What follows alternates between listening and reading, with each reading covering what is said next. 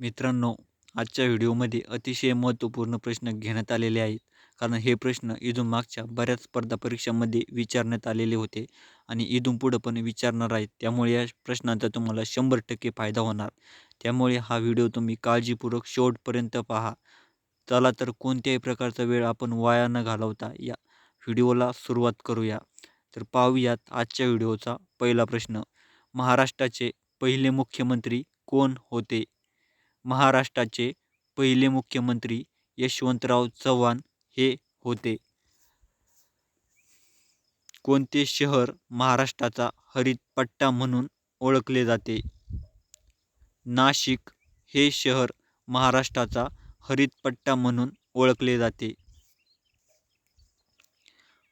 पूर्वेकडील ऑक्सफर्ड असे महाराष्ट्रातील कोणत्या शहराला म्हटले जाते? पूर्वेकडील ऑक्सफर्ड असे महाराष्ट्रातील पुणे या शहराला म्हटले जाते.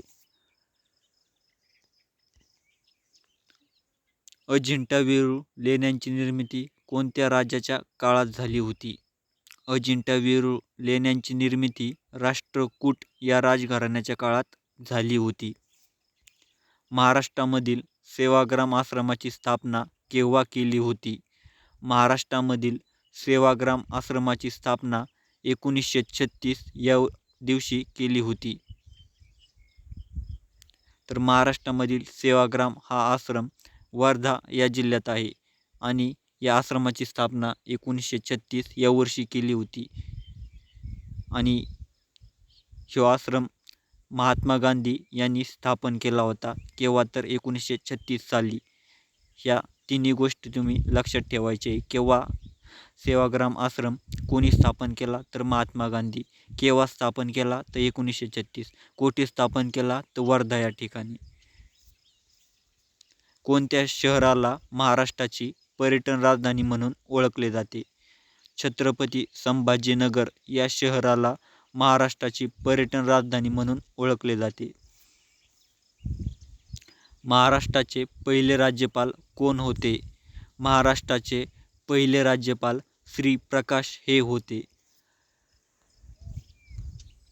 कोणत्या डोंगर रांगामुळे भीमा व कृष्णा नद्यांची खोरी वेगळी झालेली आहेत? तर शंभू महादेव डोंगर रांगामुळे भीमा व कृष्णा या नद्यांची खोरी वेगळी झालेली आहेत. तर तुमच्या लक्षात नसेल राहत तर सोपा उपाय यावर. भीमा आणि कृष्णा हे दोन्ही पण देवांची नावे आहे आणि शंभू महादेव हे देवाचं नाव आहे. त्याच्यामुळे जर परीक्षेत प्रश्न आला की कोणत्या डोंगर रांगामुळे भीमा व कृष्णा नदीची खोरी वेगळी झाली आहेत, तर शंभू महादेव डोंगर रांगामुळे भीमा व कृष्णा या नद्यांची खोरी वेगळी झालेली आहेत. या ट्रिकद्वारे तुम्ही अतिशय सहजरीतीने लक्षात ठेवू शकता. महाराष्ट्रातील सावित्रीबाई फुले विद्यापीठाची स्थापना केव्हा केली होती? महाराष्ट्रातील सावित्रीबाई फुले विद्यापीठाची स्थापना 10 फेब्रुवारी 1949 या दिवशी केली होती.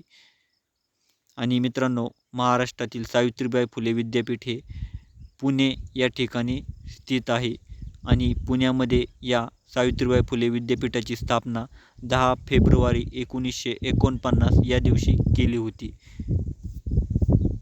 बोरघाट कोणत्या दोन जिल्ह्यादरम्यान लागतो?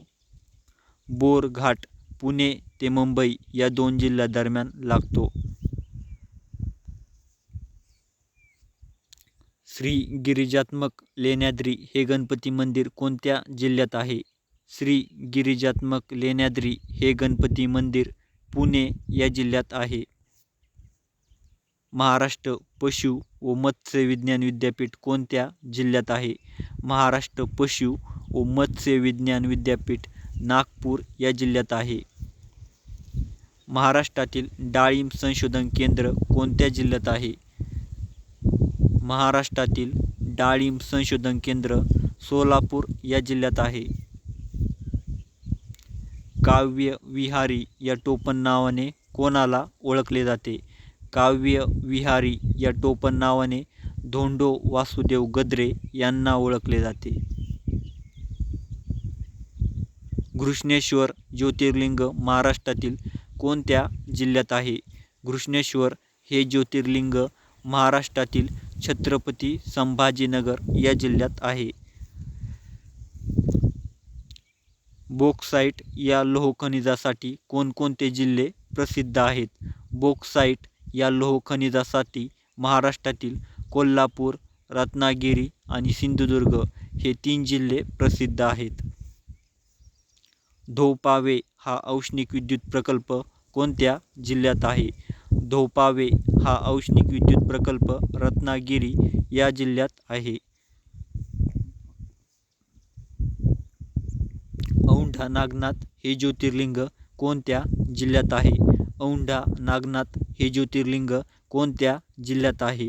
औंढा नागनाथ हे ज्योतिर्लिंग हिंगोली या जिल्ह्यात आहे. टिपेश्वर हे अभयारण्य कोणत्या जिल्ह्यात आहे? टिपेश्वर हे अभयारण्य महाराष्ट्रातील यवतमाळ या जिल्ह्यात आहे. घटना दुरुस्ती संबंधी भारतीय राज्यघटनेतील कलम कोणते आहे? घटना दुरुस्ती संबंधी भारतीय राज्यघटनेतील कलम 368 हे आहे. चुनखडीसाठी महाराष्ट्रातील कोणता जिल्हा प्रसिद्ध आहे? चुनखडीसाठी महाराष्ट्रातील यवतमाळ हा जिल्हा प्रसिद्ध आहे. तर मित्रांनो, हा व्हिडिओ तुम्हाला कसा वाटला ते आम्हाला कमेंटच्या माध्यमातून तुम्ही नक्की सांगा. आणि जर आपल्या चॅनलवर जर तुम्ही नवीन असाल तर आपल्या चॅनलला आत्ताच सबस्क्राईब करून ठेवा, कारण आगामी काळात होणाऱ्या सर्व स्पर्धा परीक्षांसाठी तुम्हाला या प्रश्नांचा 1001% फायदा होणार आहे मित्रांनो. आणि आपल्या व्हिडिओला एक लाईक नक्की करा आणि शेअर करायला विसरू नका. तर धन्यवाद.